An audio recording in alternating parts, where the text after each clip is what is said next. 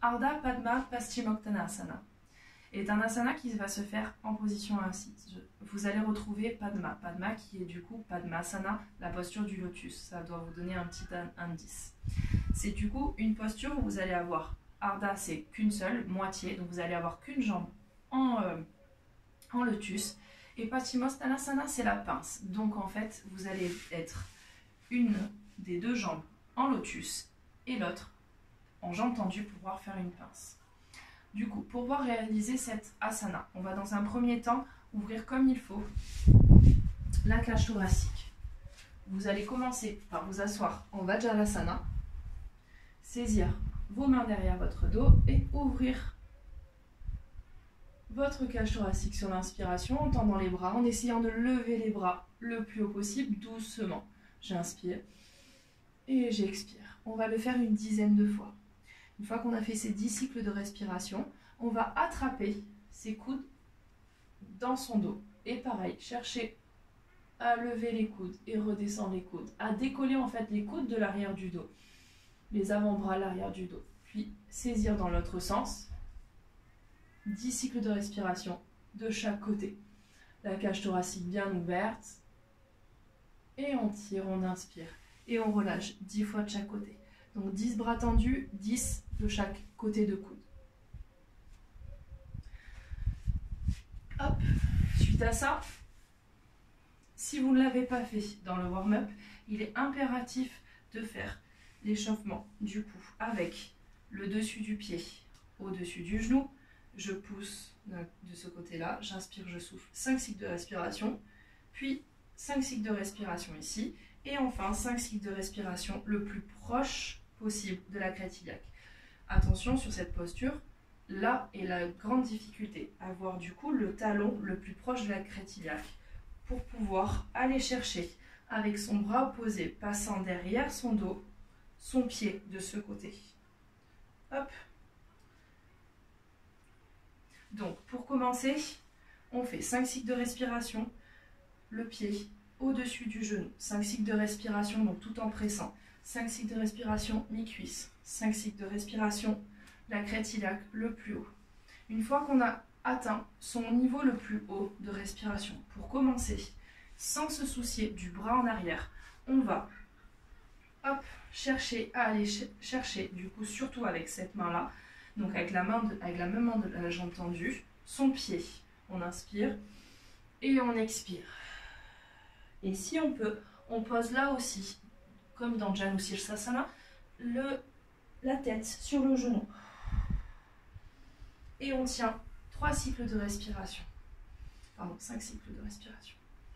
Une fois qu'on a fait ces 5 cycles de respiration là, vous avez vu moi mon gap là au niveau du genou, au niveau du sol est très haut. Donc je peux bien entendu m'asseoir sur une brique pour pouvoir également chercher à ouvrir mon bassin comme ceci et avoir un petit peu plus de mobilité pour pouvoir chercher à descendre et à attraper mon pied, hop, sans glisser. Maintenant, donc la posture finale, hop, on peut relâcher bien entendu, relâchez, détendez les jambes et repartez de l'autre côté. Avant d'atteindre la posture finale, faites d'abord l'autre jambe au niveau de l'étirement. Pied au-dessus du genou et je presse 5 cycles de respiration. Pied au-dessus, mi-cuisse, 5 cycles de respiration. Et pied au niveau du talon et je presse. Plus votre genou sera vers le haut et plus vous allez avoir de la difficulté à presser et aussi du coup de la difficulté à vous avancer pour pouvoir faire passer votre bassin et aller chercher votre pied, du coup, que ce soit avec votre main droite ou avec votre bras opposé.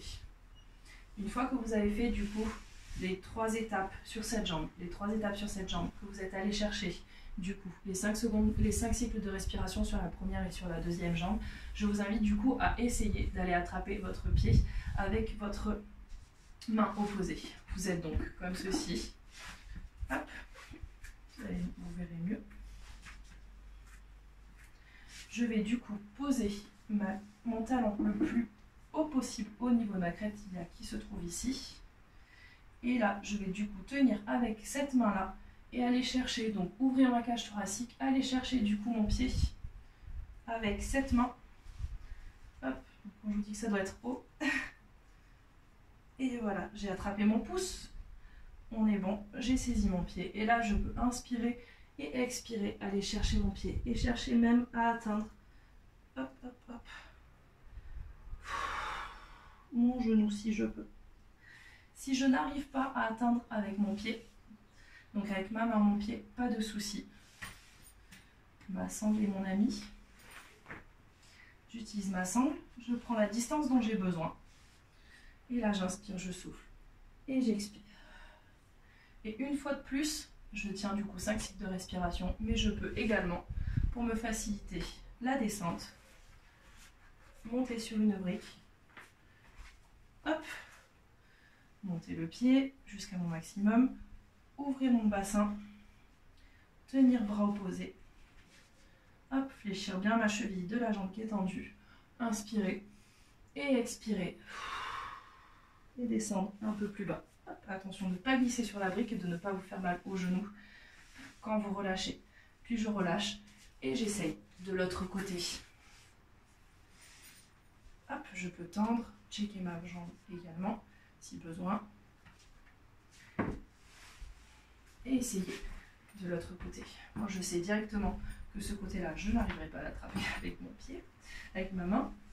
Hop, crête iliaque. Donc, talon crête iliaque, le plus haut possible. Je tire bien comme il faut avec ma main et j'essaie d'attraper mon pied et j'y arrive pas. Donc, je prends la sangle. Je tire jusqu'où je peux. J'essaye toujours de vouloir descendre le talon le plus possible. Hop, peut-être un peu plus comme ça. Et j'inspire. Et j'expire.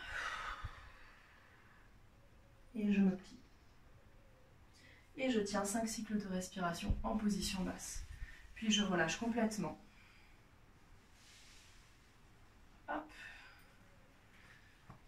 Et là, pour me détendre, je vais m'allonger en Savasana. Me détendre complètement. Checker mes jambes. Puis étirer mes bras au-dessus de ma tête. Me grandir sur l'inspiration. Tirer mes pointes, tirer mes bras. Inspirer, inspirer, inspirer. Et relâcher, expirer. J'inspire, je me grandis. Et j'expire, je relâche. J'inspire par le nez. Et j'expire par la bouche. Je peux le faire une dizaine de fois ou plus si besoin. Je me redresse. Et j'ai terminé, enfin, Ardha Padma Paschimottanasana.